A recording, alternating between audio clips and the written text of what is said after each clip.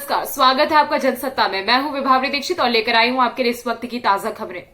सोमवार को 15 से 18 वर्ष की आयु वर्ग के किशोरों के टीकाकरण अभियान के पहले दिन अपराह्न 3 बजे तक राज्यों और केंद्र शासित प्रदेशों में 12,03,000 से ज्यादा बच्चों को कोविड-19 टीके की खुराक दी गई। इस बीच केंद्रीय स्वास्थ्य मंत्री मनसुख मंडाविया ने सोमवार को आरएमएल अस्पताल में बच्चों के एक कोविड टीकाकरण केंद्र का दौरा किया और कुछ लाभार्थियों से बातचीत की। इसके बाद उन्होंने ट्वीट किया, आरएमएल अस्पताल में जाकर 15 से 18 आयु वर्ग के बच्चों के लिए आज से शुरू हुए टीकाकरण अभियान का जायजा लिया और बच्चों से बातचीत कर उन्हें अपने दोस्तों को भी वैक्सीन के लिए प्रेरित करने के लिए कहा। अपराह्न 3 बजे तक के आंकड़ों के अनुसार 15 से 18 वर्ष की आयु के 39,88,000 से ज्यादा लाभार्थियों ने अभी तक कोविन पोर्टल पर पंजीकरण कराया है और देश भर में अब तक 12,03,000 से ज्यादा बच्चों को कोविड टीके की खुराक दे दी गई है। कोरोना वायरस के ओमिक्रॉन स्वरूप के डर के बीच देश में बच्चों की टीकाकरण की प्रक्रिया शुरू हो गई है। चीन की पीपल्स लिबरेशन आर्मी एलएसी के पार पैंगोंग झील पर एक पुल का निर्माण कर रही है। रिपोर्ट के मुताबिक चीन खुर्नक इलाके में जिस जगह पर पुल बना रहा है वो झील का सबसे सकरा हिस्सा है। एक विदेशी रिपोर्टर ने सैटेलाइट तस्वीरों का हवाला देकर चीन के खतरनाक इरादों पर अपनी मुहर लगाई है। एनडीटीवी की खबर के मुताबिक ड्रैगन तेजी से पुल का निर्माण कर रहा है। चीन पैंगोंग त्सो पर अपने कब्जे वाले हिस्से में पुल का निर्माण कर रहा है।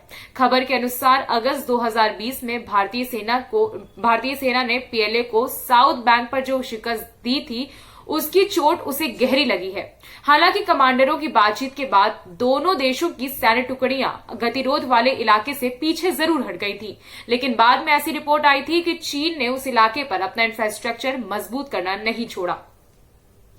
शिवसेना नेता प्रियंका चतुर्वेदी ने सोमवार को इस बात पर गहरी आपत्ति जताई कि लड़कियों के विवाह की कानूनी आयु को बढ़ाकर 21 साल करने संबंधी विधेयक के आगे की पड़ताल का जिम्मा संसद की जिस 31 सदस्यीय समिति को सौंपा गया है उसमें मात्र एक महिला सांसद है। राज्यसभा के सभापति एम वेंकैया नायडू को लिखे एक पत्र में महाराष्ट्र से राज्यसभा की सदस्य चतुर्वेदी ने कहा, यह हताशा की बात है कि महिलाओं और भारतीय समाज से संबंधित इस विधेयक पर एक ऐसी समिति चर्चा करेगी जिसमें प्रतिनिधित्व बहुत ही अनुचित है।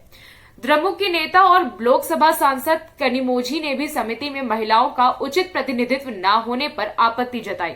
उन्होंने ट्वीट कर कहा, कुल 110 महिला सांसद हैं, लेकिन सरकार ने देश की हर युवती को प्रभावित करने वाले विधेयक को एक ऐसी समिति को सौंपा है जिसमें मात्र एक महिला है और 30 पुरुष हैं।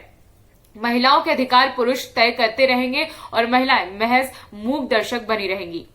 शिक्षा, महिला, बच्चों, युवा और खेल संबंधी संसद की स्थायी समिति में महिलाओं का उचित प्रतिनिधित्व न होने पर चिंता जताते हुए चतुर्वेदी ने नायडू से बाल विवाह निषेध संशोधन विधेयक पर चर्चा में ज्यादा से ज्यादा महिलाओं की भागीदारी सुनिश्चित करने का आग्रह किया है। मुंबई से गोवा आए कार्डेलिया क्रूज जहाज पर सवार 2000 से ज्यादा लोगों में से 66 लोग कोरोना वायरस संक्रमित पाए गए हैं। राज्य के स्वास्थ्य मंत्री विश्वजीत राणे ने सोमवार को यह जानकारी दी। इसी जहाज पर एनसीबी ने पिछले साल अक्टूबर में एक रेव पार्टी का भांडा फोड़कर कुछ नामचीन लोगों से जुड़े होने की बात कही थी। मुंबई से गोवा आए जहाज पर नए साल की छुट्टी मनाने के लिए लोग निकले हुए थे।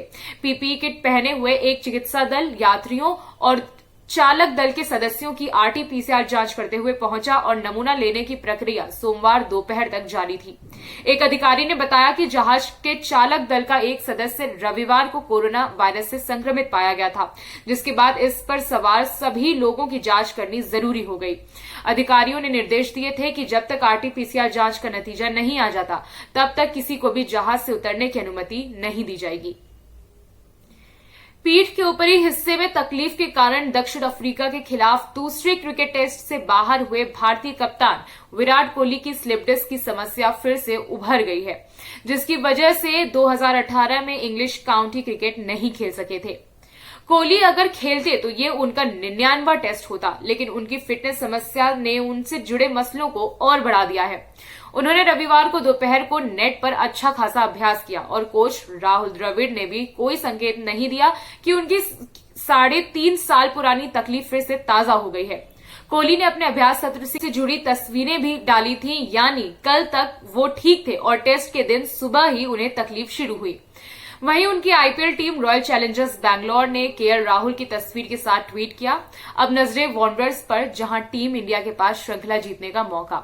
ये ट्वीट दोपहर 12 बजे किया गया, यानी टॉस के समय राहुल द्वारा कोहली की चोट के जानकारी दिए जाने से 1 घंटे पहले। अभी के लिए बस इतना ही। बाकी देश दुनिया से जुड़ी खबरों के लिए बने रहिए जनसत्ता के साथ। धन्यवाद।